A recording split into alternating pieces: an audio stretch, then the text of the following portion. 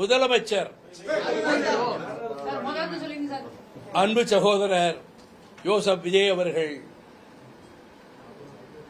எங்கள் இல்லத்திற்கு வந்து பூங்கொத்து தந்து பொன்னாடை போர்த்திய அந்த செயல், நாங்கள் மாலை அணிவித்தோம், நானும் துறை வைக்கவும் அவருக்கு சால்வை அணிவித்தோம், மலர் மாலை மல்லிகை மாலை சூட்டினோம், அது வேறு. அவர் இப்படி செய்திருப்பதன் மூலம் எதிர்க்கட்சி தலைவர் ஆகியிருக்கக்கூடிய முன்னாள் முதலமைச்சர் சகோதரர் தளபதி ஸ்டாலின் அவர்கள் இல்லத்துக்கு சென்று அவருக்கும் அதை போல பூங்கொத்தை கொடுத்து வாழ்த்தை பெற்று வந்திருக்கக்கூடிய இந்த செயல், அறிஞர் அண்ணா அவர்கள் 67இல் தான் வெற்றி பெற்றவுடன் எதிர்க்கட்சி தலைவர்கள் இல்லங்களுக்கு சென்று வாழ்த்து பெற்றதை நினைவூட்டுகிறது. அவரிடம் மதச்சார்பின்மையையும் ஜனநாயகத்தையும் சமூக நீதியையும் பாதுகாக்கின்ற அரசாக உங்கள் அரசு திகழும் என்பதை உங்கள் பிரச்சார காலத்திலே கூறி வந்தீர்கள்.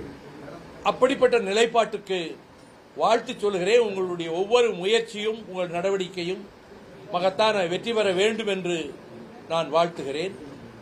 1983ஆம் ஆண்டில் உங்கள் தந்தையார் புதிய இல்லம் கட்டி அதற்கு திறப்பு விழா நடத்திய போது டாக்டர் கலைஞர் அவர்களும் நானும் உங்கள் வீட்டிற்கு வந்தபோது உங்களுக்கு 9 வயது. 18 ஆண்டுகளுக்கு முன்பு மதுரை விமான நிலையத்தில் நான் அமர்ந்திருந்த போது தொலைவிலே இருந்து என்னை பார்த்துவிட்டு வேகமாக என்னை நோக்கி வந்து நீங்கள் காட்டிய மரியாதையும் அந்த பண்பாடும் என்னை சிலிர்க்க வைத்தது.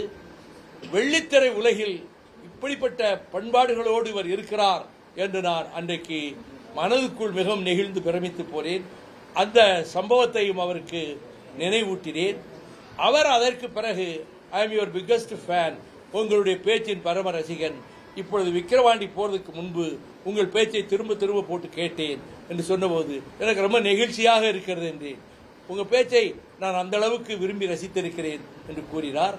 அதற்கு பிறகு அவருக்கு நீங்கள் எடுக்கின்ற முயற்சிகளுக்கு வாழ்த்துக்களை தெரிவிப்பதோடு ஒரு மிகப்பெரிய சக்தியாக அவர் உருவாகி இருக்கிறார். இந்த தேர்தல் முடிவுகளில் அதிர்ச்சி தரத்தக்க ஆச்சரியங்களும் அதிசயங்களும் நடைபெறும் என்று வாக்கு எண்ணிக்கைக்கு 2 நாட்களுக்கு முன்னர் நான் கூறியது அது மெய்ப்பிக்கப்பட்டு விட்டது. இந்த தேர்தல் முடிவு